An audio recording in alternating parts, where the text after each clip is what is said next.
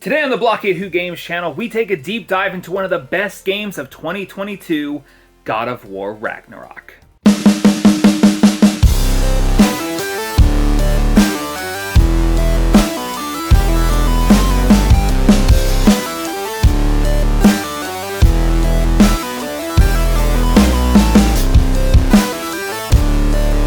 I know I'm a little late to the party, but I finally played the best game of 2022, God of War Ragnarok. This was the first video game I beat in 2023, and I honestly could not have started this year off with a better video game than that. God of War Ragnarok is the sequel to the 2018 God of War remake, which was based off of the Norse mythology instead of the Greek mythology that the series previously dedicated itself to. The first game of the series was a massive hit and got so many awards and was even awarded Game of the Year in 2018.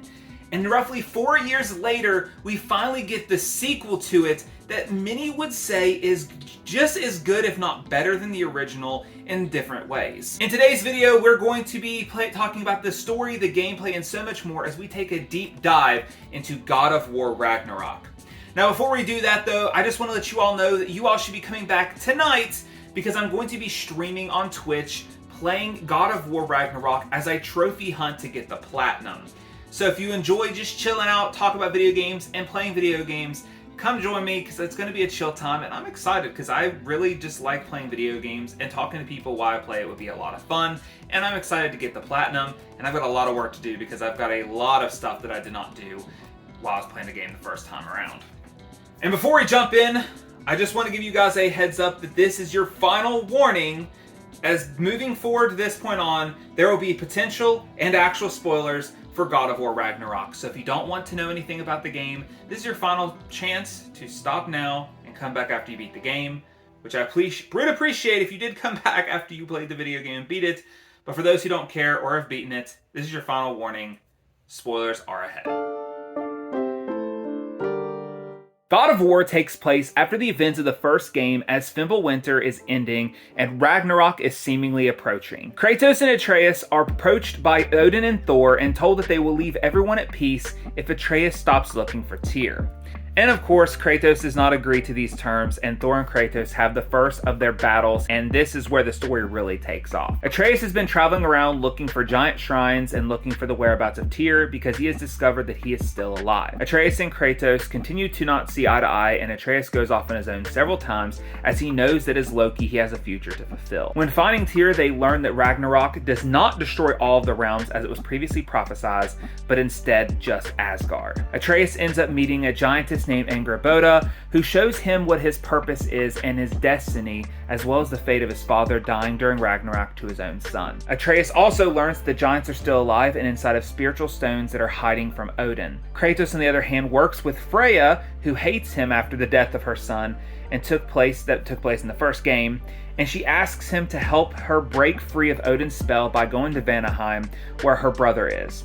After defeating and killing Nidhogg, they break the curse that was placed on Freya, and she chooses to forgive Kratos for the death of her son and instead focus on vengeance towards Odin. When it comes to story, there's a lot of back and forth between Kratos and Atreus, as the two are separated several times, processing their own stories. Kratos is working with Freya and the others to potentially wage war with Odin, which Kratos does not want to do because that would mean going back to his old ways. While Atreus goes to Asgard to learn what Odin truly is after, which turns out to be a mask that will allow him to look into a crack in the realm that may hold secrets to their creation and more. Kratos just wants to protect his son at any cost, and Atreus wants to keep the future of his father's death from happening as well. The two are hell-bent on keeping the prophecy of Ragnarok from happening, and the two of them realize that regardless of their choices, and if they match what destiny has prophesied, it is still their choice to make. Ragnarok seemingly has to occur for them to be able to save the 9 realms, and Kratos and Atreus agree to assist by starting Ragnarok, but they want to do it their way. They choose to be better, which is the theme of the game. Regardless of their past choices or what destiny has decided, they want to be better. Kratos and Atreus both choose to make decisions and trust each other instead of fighting with each other like they have done for a majority of the game. Growth is at the heart of this story, and you are able to see both Atreus, Kratos, Freya, and many other characters grow and change throughout the story. Even though Ragnarok still happens and Odin meets his demise, Kratos and Atreus chose not to follow through with the way it was prophesied, and instead by their own choices of being better. At the end of the game, Angrboda shows Kratos and Atreus that Faye, the mother of Atreus, had destroyed the mural showcasing their fate because she wanted them to determine their own fate. Atreus in the end chooses to go searching for the remaining giants and leave his father, while Kratos no longer holds on and realizes that his son is ready to move on and make his own choices and ready to be his own man. Kratos, on the other hand, sees the other side of the mural that was shown to them and sees that he becomes a peaceful god and is revered by all.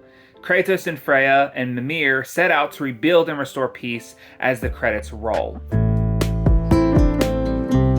God of War Ragnarok is a third-person action-adventure game with an over-the-shoulder camera that features a continuous shot with no camera cuts or loading screens, giving a cinematic-like feel to the game. The gameplay for Ragnarok is not much different than the 2018 God of War game, with Ragnarok being a single-player experience that focuses on you playing as Kratos and Atreus as you face Norse mythological foes, and this game features a lot more unique enemy types compared to the first game. In Ragnarok, you will face enemies such as Einherjars, Wyverns, Stalkers, Phantoms, and Nokens, among many others. The biggest addition was you being able to play as Atreus in multiple levels.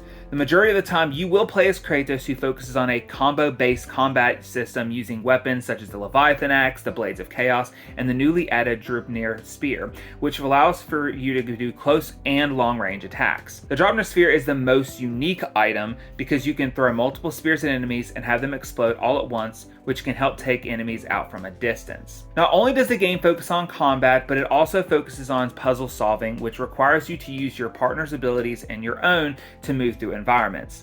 Levels will require you to use your weapons to enter certain areas and progress through the story, such as using the Blades of Chaos to pull walls down, explode walls with the Draupnir Spear, or freezing things with the axe. All of the weapons also have a light and heavy attack to them that can be attached with runes to make them even stronger. The shields in the game are used for blocking and minor parry attacks, and the Spartan Rage returns with 3 variants: Fury, Valor, and Wrath.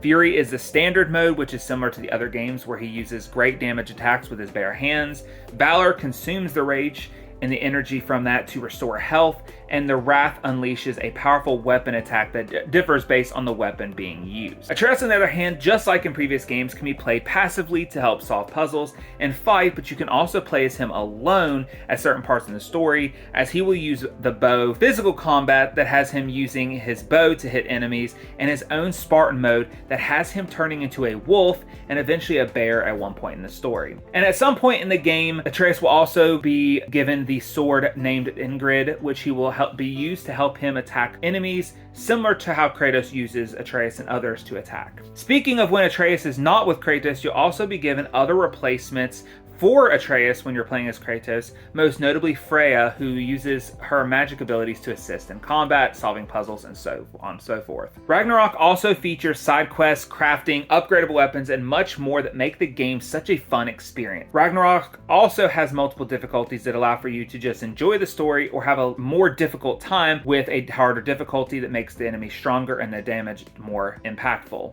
The gameplay, though, is the true star of Ragnarok and is the sole reason you should be playing this game. Yes, the story is awesome, but the gameplay will have you coming back and enjoying it for hours and hours and hours. When it comes to the post-game content upon completing the game, there's no real post-game outside of completing collectibles, doing favors, and wrapping up things you missed throughout the playthrough, but many of the collectibles, favors, side quests, etc. are not possible to finish until after the game. The quest given to you at the end of the game is called Beyond Ragnarok and requires you to 100% complete the game, which adds about 30 hours or more to your playthrough. Also, you'll find a lot of unique things that happen at the end game that are sort of story driven. You'll have an experience with finding the real Tyr, as well as facing down a foe of Freya's. And so there is some post-game to it, but a lot of it is connected to the stuff that you were supposed to have been doing throughout your whole playthrough. Though it is not necessary to do any of this added content at the end of the game, there's so much left to complete at the end of the game that it is an entire experience even after the credit rolls, to continue to play and explore this game and see how the rest of the game plays out for Kratos, because there are a little few things in there that you will want to complete. Now we've talked about the story, the gameplay, and the post-game content, and now comes the big question that I pretty much ask when I play any video game, and that is this video game replayable? Well, there are some games that once you beat it, it's kind of just done and you don't really want to replay the game at all because it was just fun enough.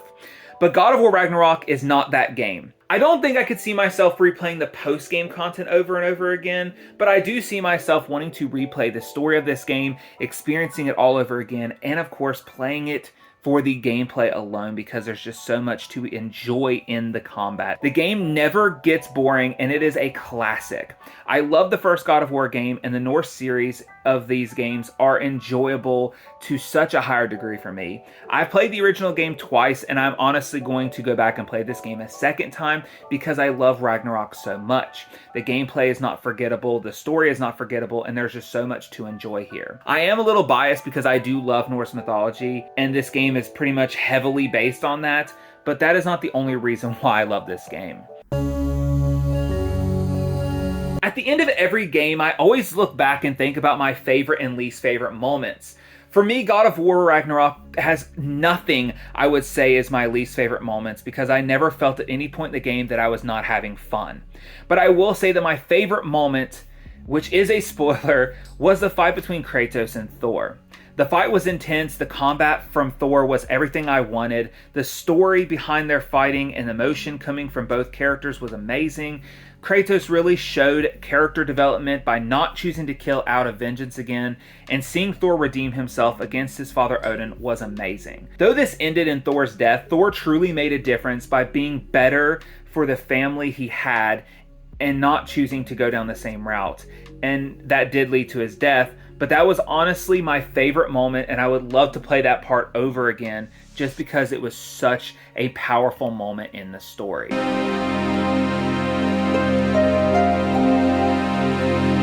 And to finish up this video, guys, I want to place this game on a battery system. So for every game I review on this channel, I'm going to have a battery that's going to fill up from 0 to 100%. And somewhere on those, in that area is where the game will lie. The best games will be at the very front part of 100% of a battery, and games that are really bad will be at the lower percent. Games that are just meh and kind of in the middle will be at 50%, and so on and so forth. You get the idea.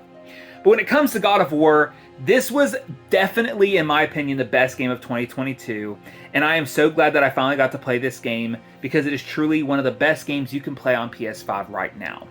If it's not obvious already, God of War Ragnarok is a 100% battery game, and is a game that you should be spending your money on, and is a game that you have to have as part of your collection. You cannot go wrong with this game because the story is there, the gameplay is perfection, the replay value is there, and more I could say about this game to get you to understand that this is by far one of the best games I've played, but it is definitely a 100% battery.